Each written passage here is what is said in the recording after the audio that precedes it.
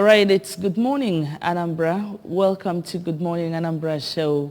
My name is Nonya Nwokoye. Today is Tuesday, the 30th day of August 2022, and we're so delighted, still basking in the euphoria of our celebration of Anambra State at 31. We are actually 31 years.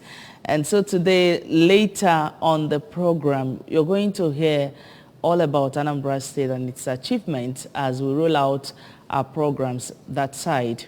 But as for now, let's begin with the press review.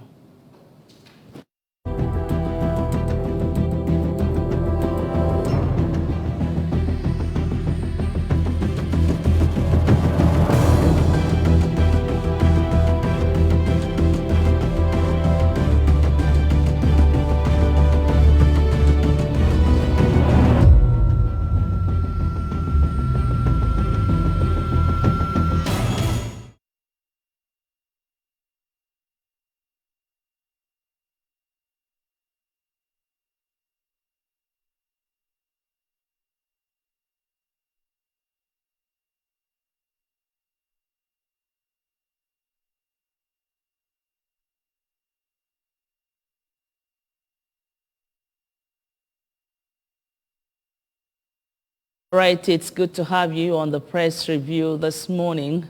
And a public affairs analyst has already joined us in the studio in the person of Chima Christian. Good to have you. Good morning, and thanks for having me here. You're welcome. Thank you. All right, let's begin with looking at stories making the headlines on ABS website.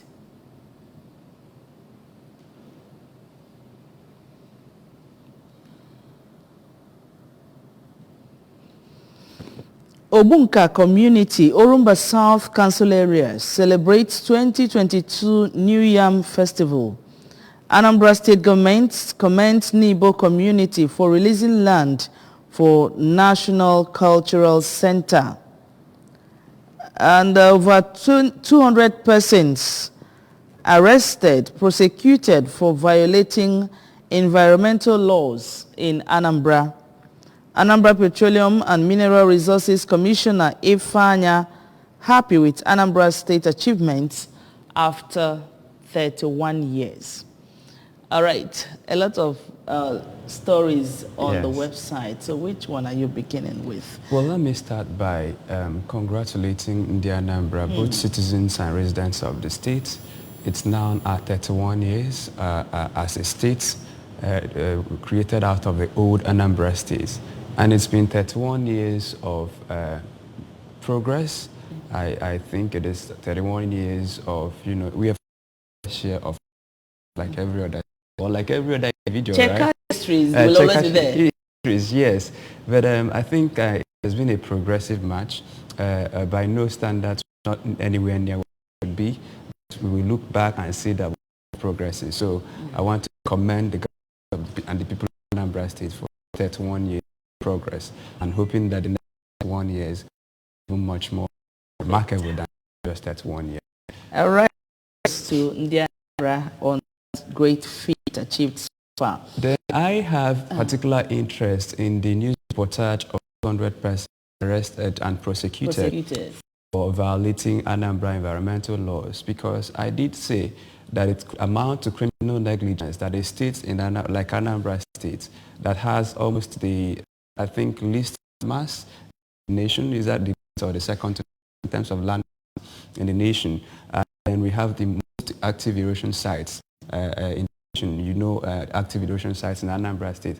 That would almost amount to criminal negligence that the government looks the other way while individuals continue to do the environment.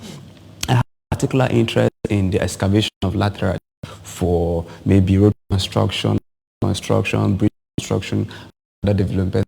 Is why that our nation states should be different. But discriminate mind of resources, because what you see is that these tippers and people, maybe a few young people in the community, look at one place without conducting any environmental impact assessment, get tractors, get other equipment, and begin to excavate sand. And more often than not, they do that mindless of whatever harm it will do to the environment. And then when that place starts turning into gully erosion, they move to the next place. dare to excavate without any form of responsibility towards the environment. And so if there are people who continue to do it, and perhaps other activities that could be harmful, not to the state, because we have a porous state that predisposes us to soil erosion, and then soil erosion is not even what the state government can. That's why you see that a lot of soil erosion received attention, either World Bank assisted or federal government assisted, because the state cannot carry that capacity. Why then do you people go in near or start off a goal? Any responsible government at some point sit up and say, hey, you can no longer be doing this thing. I am happy the state government is enforce of the environmental in Anambra. All right, that's great. We're on to the first paper review this morning, the Daily Sun newspaper. Let's see stories making the headlines on the Daily Sun newspaper. The banner headline in front of that paper says, Wike Makinde Ikpeazu Autumn may lose out in PDP with a party hothead leader pulling rug off governor's feet, ready to move on without Rivers governor and allies. Obi replies Tinubu over comparison orders. Court bars Buhari NBC from shutdown 53 broadcasts and expose at the right time, says Rivers governor. Okada operators protest restriction cause gridlock in Ikeja. Again, as to extend strike as Kopsun says state varsities can't be coerced to implement agreement. Court rejects FG's request to extradite Bakari to US. FG unsure of capital project vote in 2023 proposes 19.76 trillion naira budget. PDP's trend swells in Kano as Shekarau supporters join party with a rider there. No individual leader can hijack party. That's coming from IU. Heavy cash movement threatening Nigeria. EFCC talking.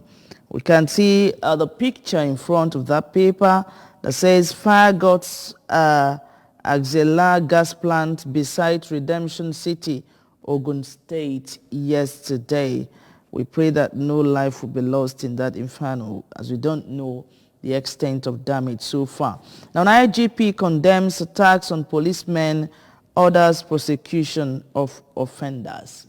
All right, a lot of stories trending in front of that paper. Yes, and it's not surprising that the banner headline, right, they are all political because Nigeria is just a few months away from a general election. And one of the names that keeps springing up is Wike and his, do I say gang or associates, right? And I did say that it was the PDP that exposed itself to this kind of distraction because I traced the problem back to party financing. For instance, why would you have a party that is present in the 36 states of this nation, a party that is present in the 774 local governments, and a party that is present in all the wards of this nation? Why will you have a single individual be funding the activities of the party?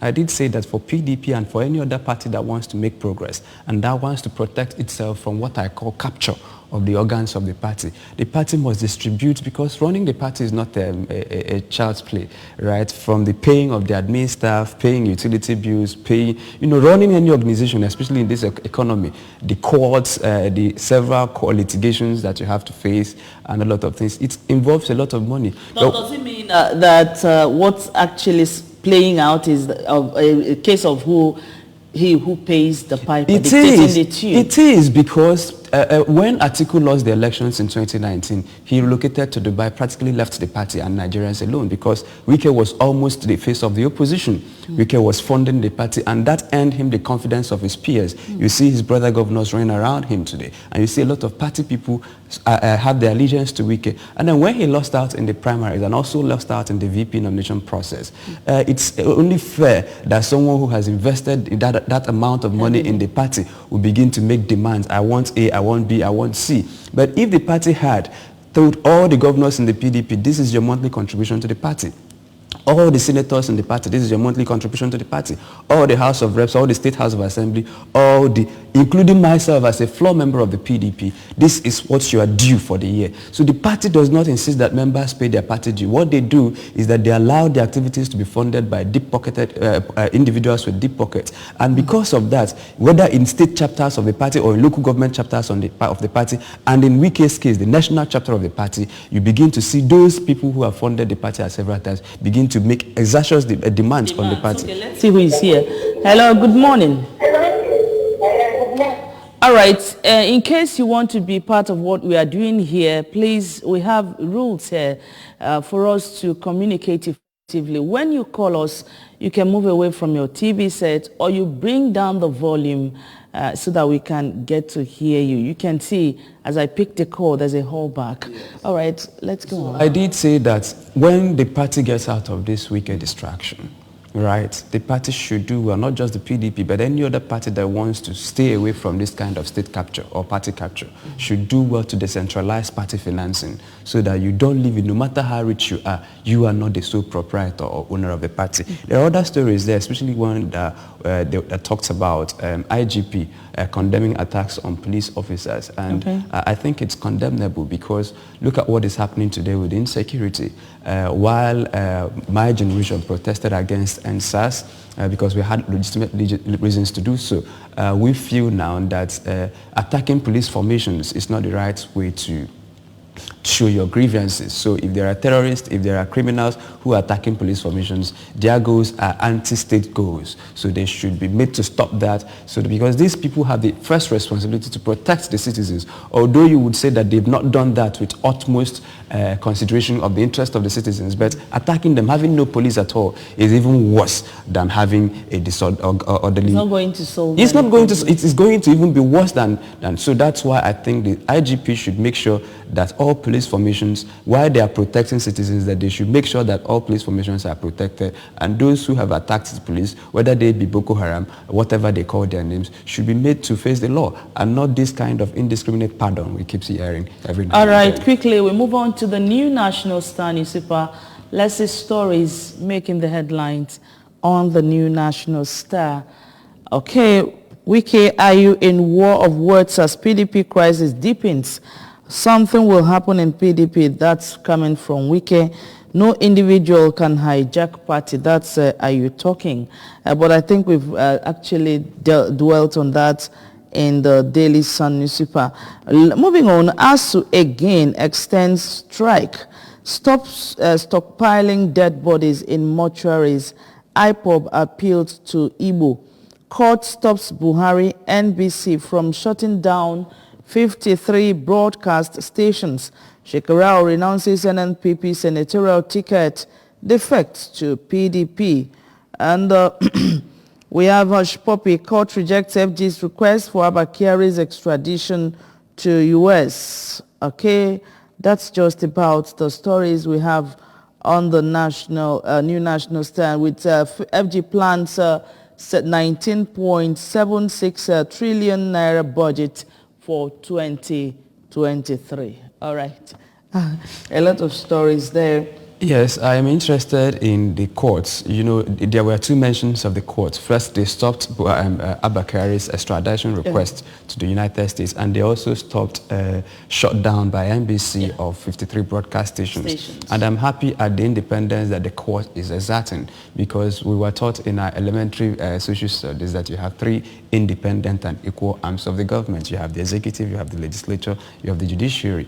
Unfortunately, especially since Nigeria moved away from dictatorship, moving into democracy, you begin to see small or gradual developments or recapture of their independence from over-reliance on the executive. So I am happy that the courts are considering those cases on their merits and are able to make independent judgments or decisions on those cases, as against overly reliant or granting all requests from the FG, because the courts have said, no, you can't not indiscriminately shut down 53 stations, especially coming from a government that has had history with the press and free press. So I am happy at that discretion exhibited by the court. What I can cannot confirm is the issue about hush puppy, about Abba Kyari, about the extradition to the United States. So we'll leave it at that, but I'm happy that the court is exerting its independence. Okay, the next paper for review now is the Punch newspaper. Let's see stories making the headlines on the Punch newspaper. 19.76 trillion naira budget proposal. 12 trillion naira deficit worries federal government. Debt may hit 54 trillion naira. We have riders there. Revenue shortfalls to hamper capital project funding. FG says insecurity threatens FDIs. Nigerian economy shrinks by 63 billion naira. 28 sectors struggle. Government decries petrol subsidy. Airlines cut workforce over aviation crisis. Families groan as kerosene price rises by 99%. Work for Atiku's victory. Shekarau urges supporters. Wike vows to name candidates planning looting. 6 of 10 doctors leaving Nigeria. NAD laments. ASU declares indefinite strike. Plans increased media engagement. And explosion near RCCG camp injures 2, raises trucks. Generator fumes allegedly kills Enugu groom wedding guests. Man arrested for stealing 15-year-old child in Lagos. Police plan fresh screening for protesting constables. All right, let's move on. So yeah, you have your 12 trillion naira deficits, and then you have your budget proposal of 19 trillion plus, right? And it should worry anybody that Nigeria seems to be increasingly moving towards debt. It seems like debt is now the alternate or the preferred. And we can see kerosene price rising. Kerosene, I think that's what the commonest person in Nigeria uses to cook. Yeah, and then it's, and you ask yourself, despite the subsidy, despite all the government intervention to keep the price stable, and that is happening, I think that the government should begin to plan phased withdrawal of the subsidy and then focus more on stabilizing the economy instead of borrowing to subsidize financing and consumption, and then nothing shows up at the end of the day. Because Buhari talked a good game about subsidy. Unfortunately, when he came into power, he wasn't able to do anything about it. Probably end up borrowing to pay the so one you borrowed already. You can't, yeah, so it's just borrowing Peter to pay Paul. And it's not a sustainable way to run the nation. That's why Nigerians should be very careful about the kind of decisions we make in the 2023 elections. Okay, the call has ended. All right, quickly, let's look at the issue of ASU. You know, this has been, is 6 months plus today that our students are at home. And there was a meeting yesterday which ended in extending the strike to indefinitely. Well, I think ASU is trying to leverage on its legal, because it has the right to decide to down tools here. And then the federal government is trying to, you know, and what I find funny is that both parties, both the FG and the ASU, are now in a media overdrive, trying to explain their decisions, trying to get Nigerians to be on their side. The federal government, instead of dealing with the issue, has launched a media overdrive, and then ASU seems to be drawing its media overdrive. What have they said on another platform? That's what they said, that they are going to engage the media. Yes, because students and parents are like, please, whatever it is, we don't care again. What we want are for our kids to go to school and graduate. And then, but I did say that ASU, because when you look at the ASU problem, right from 1970s when they started their first strike till now, what you see is that the problem is not even the federal government or who becomes the president. The problem is bigger than who becomes the president. Because if you take ASU chairman now, Osodeke, and make him the president of Nigeria, he will not resolve the issues with ASU, because the issues are beyond this thing. There are fundamental issues that must be addressed before both parties are able to meet. And the issue is who funds university education in Nigeria, because Nigeria is running a system where the nation feels that it can carry the burden of training the whole population, those who have interest in going to university, paying for their tuition, because if you look at what tuition that is paid in the universities, they're not even able to run one department, talk of running the whole university. So the federal government wants to subsidize university education, but they cannot. The same way it's trying to subsidize petrol consumption, but they cannot. Nigeria is running a socialist economy. When we had that oil money, yes, Nigeria can say, let us pay university tuition for all the students and let them pay a token to be university educated. But now, you have to begin to transfer the responsibility. And I think that ASUU has become so lazy, just like we argue that the states have become so lazy on overly dependent on the money that is shared at the national, the Abuja. In the same way, universities are so lazy. World over, universities raise their own money to run their own things. What the government does for them is 30% to 40% subvention. And universities, for instance, we are beginning to see universities raising money. I think there's another university that raised 100 million. I think there's 100 million to UNIZIK here. I think there's $1 million to School of Medicine in UI Ibadan. Universities find ways to partner with wealthy individuals to donate. University use the tuition to get money to... I've even seen a case in a developed country where, you know, alumni come to build a bursary in the school that the students can have access to. And this makes it that even if you don't have money, your child can still go to school. Have you asked any school here? I don't want to call any names now. Do you know the number of students that have graduated? Do you have their telephone numbers? Do you have their emails? Hello? Yeah, good morning. Good morning. What's your name and your location, please? My name is Freddy Thomas. Okay. I'm calling from Benue State. Thomas, you're welcome. Yes. I sent the analyst this morning and I thank you to air my view on the 12 trillion naira deficit worries federal government. And let me put it to you that it is not worrying the federal government. How is 12 trillion naira deficit worrying federal government when a single individual will assume to have looted up to 109 billion? It's trillion naira we're talking about here, not even billion. Yes, the federal government is worried over 12 trillion deficit that will make Nigerian debt to hit up to 54 trillion naira. It is not worrying the federal government. Why? The federal government will see somebody that looted up to 109 billion naira after 2 weeks, after 3 weeks. Such a man will be released from the police cell.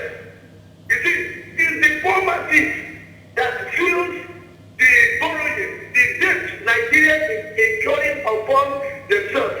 It is unfortunate. Let us shine our eyes concerning 2023 election. Let us consider these people that have been ruling us for up to 20-something years without any tangible achievement. It is 2023 that will prove whether PDP, APC, whether they have done well.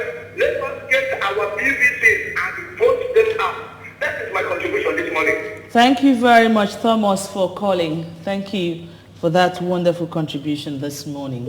Okay, moving on now, we see there are other stories in front of that Punch newspaper. Okay, we've really looked at the ASUU strike. That's what we are actually talking about. Yes, I did say that. You mentioned that our universities, because they are so reliant on federal government, they don't even know who their alumni are. Members of the alumni are. Ask any school here whether they have the phone numbers and emails of the people that have graduated from their school for the past 20 years, whether they have reached out to them, whether they've sent SMS, whether they've sent, even schools where I did short courses, 8 months courses, 6 weeks courses, they send me emails till today to tell me what they are doing. The universities where you go to, you don't hear from them. So how do you donate? And then look at the way our lecturers treat our students, and look at the way lecturers in other climes treat their students. So if you're after graduating and passing through all the things they subjected you to, would you want to go back to that place and make donations? The lecturers should begin to see students as partners in progress, right? Because you are seemingly in a place to subdue the students. You are not interested in their welfare. All you want to show is that nobody passes your course. I'm sure that a lot of people who have gone to university will know that you see, it seems like there is a mindset where the lecturers are there to help you fail, as against where the support is there. So a lot of things university can do better to run their own finances. I agree that they should be paid better. But if they're able to generate their own funds, then they can determine. I don't even agree that someone sitting in Abuja should determine the wage of a lecturer teaching here in Oka, or the person teaching in in Benue State, or in, these things should be independently decided by the university. What the government should provide through the Universities Commission is to provide the template, but the university should have the autonomy to run. And if they don't have their finances, they don't have autonomy. That's why they run back to Abuja every 1 year, 2 years to protest, to do this. They can generate their own money and decide how to spend their own money. Okay, quickly, we look at the Nation newspaper now. Let's see stories making the headlines on the Nation newspaper. Okay, PDP crisis, setback for Atiku Wike reconciliation with riders there. Atiku's men rally party organs for Chairman Ayu. Something will happen soon, says Rivers Governor. World Bank excludes Nigeria from $315 million food security cash. Court declines government's request to extradite Abba. Okay, I am here for higher calling, says Tinubu.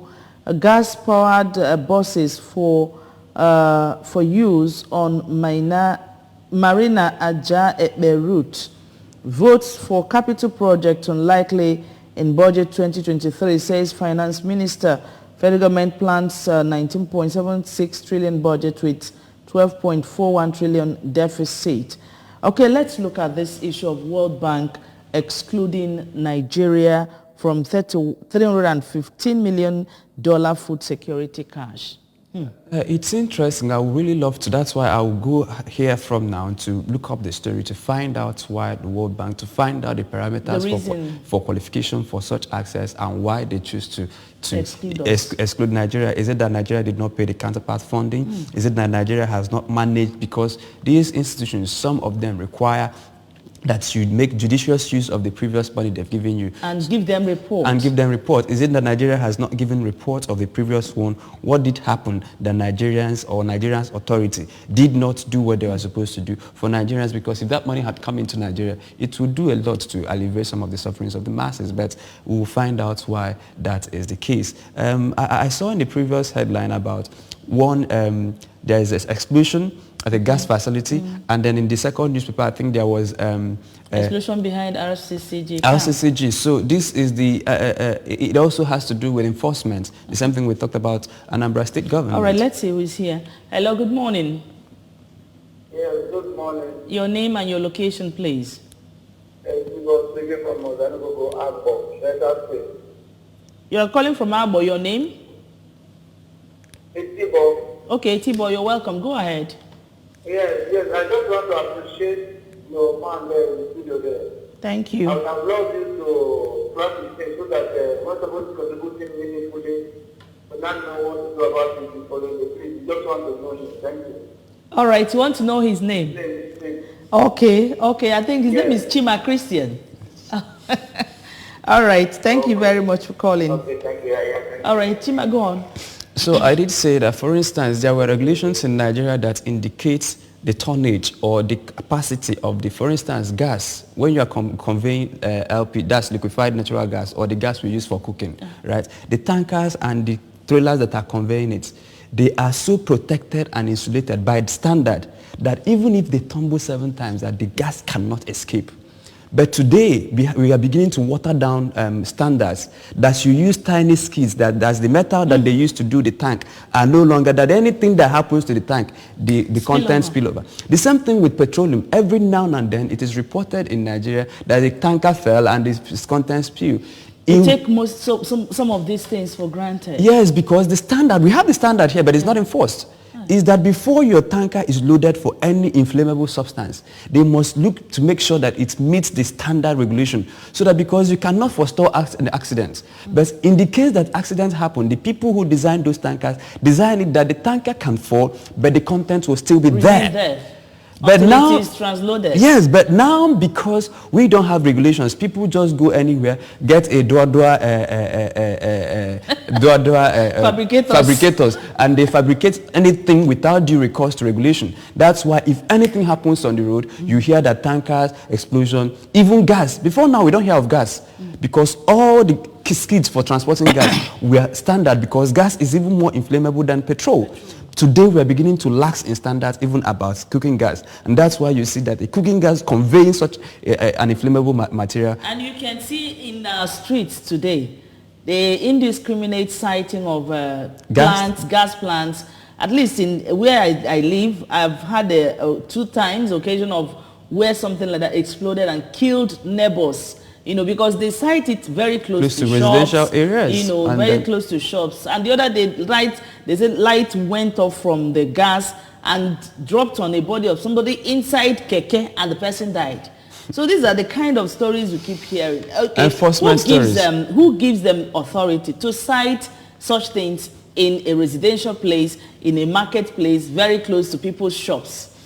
You see, that's what, since the government, because I would say that the government's duty is to enforce, and it is the government who grants those licenses. First, you get license from, I think, DPR, Department of Petroleum Resources, and then you get license from the state governments where you are the town planning authority in that state. Sometimes you also get licenses from the local government authority. These 3 authorities are there, and then these things happen, showing that perhaps you had compromised officials at any point of those things. But citizens can wake up and citizens can band themselves together, because citizens who live in those areas are the people who will suffer the most consequences should anything happen. I know of a particular estate where someone, influential person in government, went to cite such things, and the citizens went to court to insist that such things will not be cited in their house. Hello, good morning.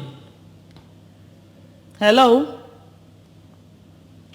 Hello, good morning. Okay, you can call us back.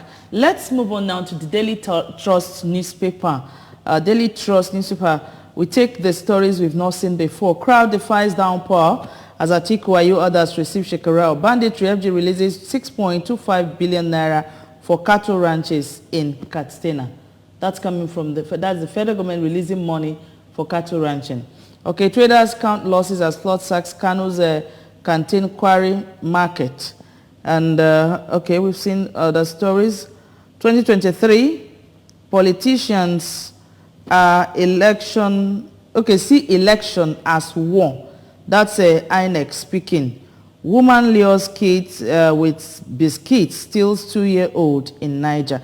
All right, we look at that story. The 2023 politicians see election as war, and of course, the federal government releasing 6.2 billion naira for cattle ranches in Katsina State. Well, we've argued a good game about FG's involvement or seeming interest in cattle. We did say that cattle provides funding for Nigeria, not in terms of boots, in terms of dairy production, milk production, meat production, and the animal hides for leather works, belts, shoes, bags, and all of those things. But the federal government is seemingly have lopsided interest in this cattle, and then the apple does not always fall far from the apple tree, because you find what is Buhari's identity and what is the identity of the people practicing that kind of this thing. So we're beginning to see the way you see it in government lopsided appointments. Now we're also beginning to see things like lopsided favoritism in terms of the businesses the government chooses to intervene on. Having said that, it is good that we're beginning to talk about cattle ranches, because we've factored in, or analysts have said that these indiscriminate transporting, or what do you call it now? Movement on cattle is trying to feed in people's farm, is one of the precursors to violence. So if the government is beginning to think of ranches, we are saying that ranches is good. Those ranches should be built by the individuals, because this is a private business. But since the federal government is intervening, we hope that the intervention will spread out, so that in the next couple of years, we do not see header farmer crisis because cattle went into someone's farm to destroy it. All right. Okay, the INEC, they are now, do I say that shouting, or they are crying that the politicians are seeing election as war?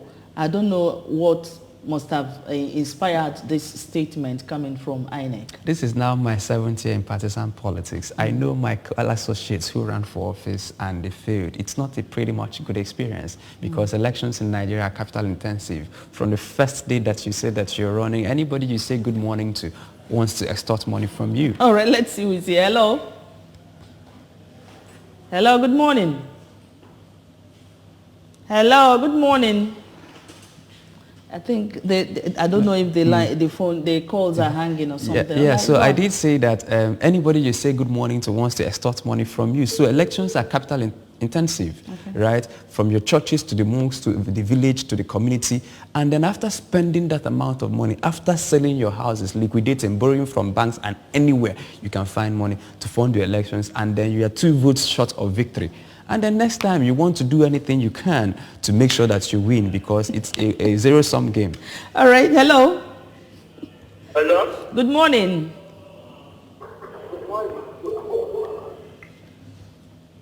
Oh, okay. Network. So I did say that because elections are capital intensive, nobody will invest that kind of money And want to lose. So they begin to devise machinations to see ways that they can scuttle the process or see ways they can gain advantage over their opponents. And that's why you see that elections. But there is a campaign going on funded by people like Two-Face who are advocating that election no be war, trying to tell citizens, because citizens are the people they use to fund some of these things, to run some of these things, do not engage in violence during elections. Hello? Good morning. Hello? Good morning.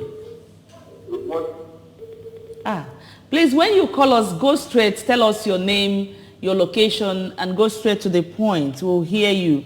All right, let's look at we'll take a look at This Day newspaper and The Guardian. Let's look at them together, for our time is fast running. On This Day newspaper, we see PDP stakeholders express outrage, disbelief over Wike's anti-party activities. Okay, excited by CBN's $265 million foreign airline to introduce lower class tickets. We have, Bakassi Peninsula, Nigeria, Cameroon to return to ICJ for judgment and clarification. Okay, quickly we take a look at The Guardian newspaper. Let's see stories on The Guardian newspaper. Okay, 2023 FG to borrow 11 trillion naira, spend 3.36 trillion naira on subsidy. With riders there, Nigeria to spend, okay, we've seen that story before. Wike continue war of words amid reconciliation talks. Bandits force Niger Magistrate Court to relocate. Oboroweri appreciates God, citizens on returning as Delta PDP Guba candidate. Obidati Media Office tickets.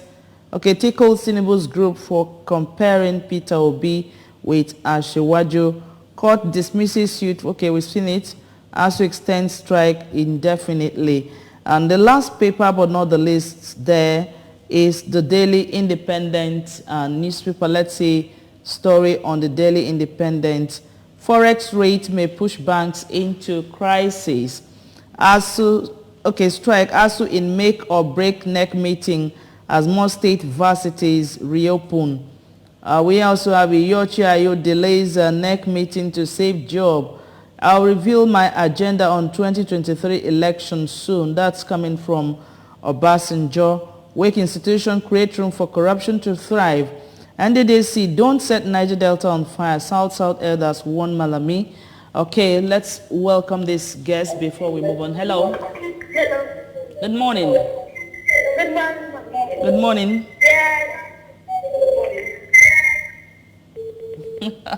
The kids want to be part of what we are doing here. And they it's good that at that age they begin to get interested in civic participation and in political communication. Okay, let's look at this statement by Oshimbajo that weak institutions create room for corruption to thrive. Before that, let's see who is here.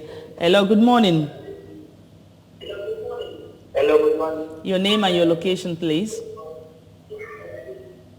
My name is Madu Foster. Madu Foster, you're welcome. Go ahead and talk to us. Okay, to understand how people see your work. Okay, you come to our office. Thank you very much. Okay, I think, Chima, that's the much you can take on the program because of our time.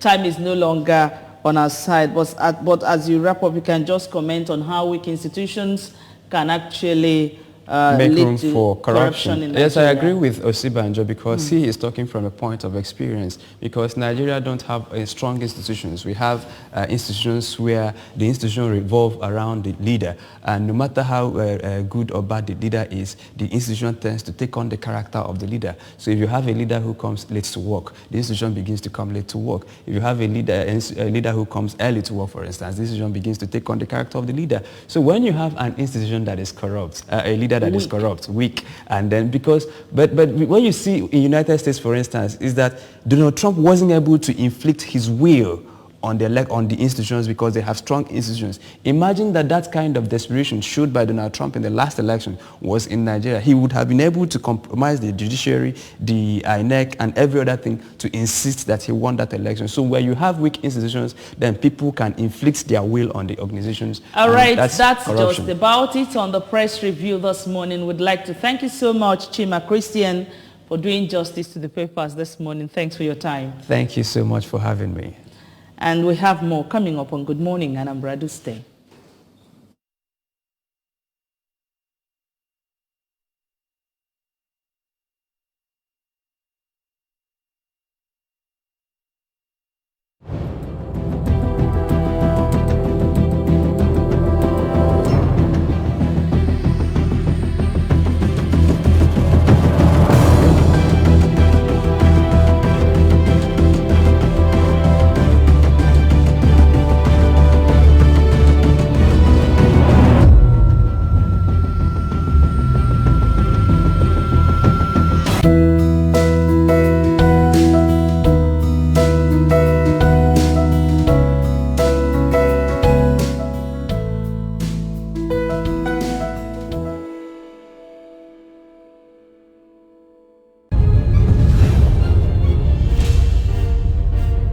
This is ABS, Heartbeat of the East.